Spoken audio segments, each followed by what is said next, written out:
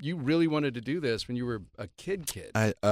When I was really young, my mom's best friend, who sadly just passed away last week, whose name is Patty Collins Eagleson, and who I love and adore, was local casting director in Boston. She happened to be working on a TV show that WGBH. Well, actually, her husband is an independent filmmaker named Jan Eagleson.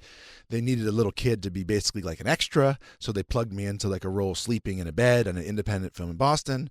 She was a casting director, and she was like, oh, he was fine sleeping in the bed. So she was casting a kids science and math adventure sort of pre-Dora the Explorer kind of show for PBS, and had me come in and audition and worked with me on it. And I had, I was 7 or 8 and ended up getting the part. And, then the show went on, sort of sporadically. Luckily, it wasn't the kind of thing where I, got like carted off to Hollywood and, as a young kid, because I'm glad that I had a normal childhood and grew up in a normal way in Boston. But periodically I would go and I would leave town and go do this series, The Voyage of the Mimi. And it was cheesy, and it was, I was embarrassed about it. It wasn't like I was coming back home and being like, you guys gotta bragging see this. about it. I'm so cool. I've done a sailboat with my grandpa. It's like, it was not that thing. But it was fun. You loved being on a set.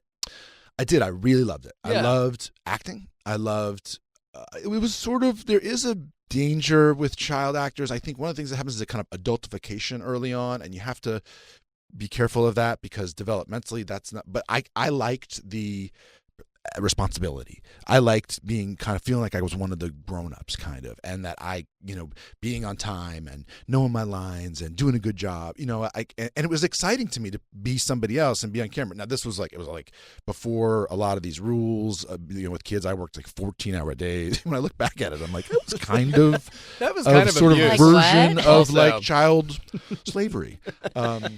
Kidding. You were also making matches with your tiny little hands. Exactly. And then there was the fire, and we were locked in the basement. Yeah.